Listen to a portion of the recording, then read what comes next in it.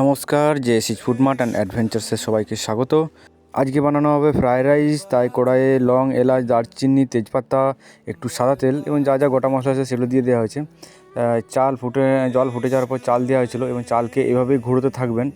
Fried রাইসের চাল, নচেত চালগুলো এক জায়গায় জড়ো হয়ে চিটে যাওয়ার সম্ভাবনা থাকে। তাই ফ্রায়েড রাইস বানালে সবসময় এভাবে চালকে ঘোরাবেন। তো চাল আমাদের সেদ্ধ হয়ে গেছে রাইসের। চালগুলিকে একটি পাত্রে তুলে নিলাম ছেঁকে। তো চাল মোটামুটি 70% মতো সেদ্ধ রাখতে হবে। এরপরে একটা ডেকে নিয়ে সেখানে পরিমাণ মতো চিনি, সর্বদাই চিনি আপনারা 1 কেজি চালে 250 থেকে 300 গ্রাম চিনি ব্যবহার করবেন। পরিমাণ মতো নুন দেবেন। এটা জাবিত্রী দেওয়া হয়েছে। সামান্য পরিমাণ ঘি দেওয়া হলো। ঘি এবং চিনি, নুন এগুলোকে ঠিকঠাকভাবে মিক্স আপ করা হবে। এই যে মিক্স আপ করা হচ্ছে, ঠিক এমনভাবে মিক্সিং করতে হবে যাতে চালগুলি না ভেঙে যায়। এদিকে খেয়াল রাখতে হবে চালগুলি একে অপরের সাথে যাতে চিটিয়ে না যায় বা ভেঙে না যায়। খুব আলতোভাবে এগুলোকে নাড়াতে হবে।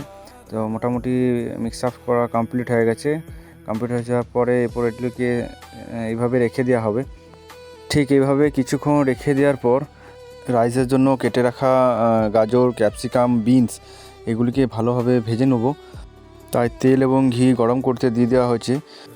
1 কেজি চালের বিপক্ষে 150 গ্রাম তেল ব্যবহার করবেন। 150 গ্রাম তেল নয়, 100 গ্রাম ঘি আর 50 গ্রাম তেল ব্যবহার করতে পারেন। তা সেটা আরও খেতে ভালো এবং টেস্টি হবে।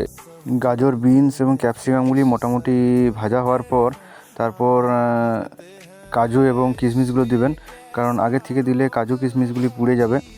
তাই গাজর, বিনসগুলি মোটামুটিভাবে ভাজা হওয়ার পরে দেবেন। সেগুলোকে তুলে নেওয়া হয়েছে। তুলে নিয়ে পরে দুটি ডেকে রাইসের চালগুলি রাখা ছিল সেগুলোতে সমান ভাগে ভাগ করে দেওয়া হয়েছে। ভাগ করে দেওয়া হওয়ার পর এরপর থেকে এগুলোর ওপর যে তেল এবং ঘিটা দিয়ে দেওয়া হবে, তেল প্লাস ঘি। এখানে তেল বলতে রিফাইন্ড অয়েল ব্যবহার করা হয়েছে আর গাওয়া ঘি ব্যবহার করা হয়েছে, অন্য কোনো তেল নয়। কিন্তু সমান ভাগে দিয়ে দেওয়ার পর এগুলিকে আবার মিক্স আপ করা হবে। ফ্রায়েড রাইসের যে মেন মশলা দেওয়া হচ্ছে সেটাতে শাহমরিচ এবং এলাচের গুঁড়ো ব্যবহার করা হয়েছে। এখানে শাহমরিচটা বেশি ব্যবহার করবেন, এলাচটা একটু কম। মিক্সারে মশলা বানানোর সময় ভুলেও দারচিনি ব্যবহার করে দেবেন না, তাহলে সেটা গরম মশলা হয়ে যাবে। এখানে শাহমরিচ আর শুধু এলাচটাই গুঁড়াবেন। এরপর কাজু, কিশমিশ, ক্যাপসিকাম, গাজর এগুলোকে ভালো করে মিক্সিং করে নেবো।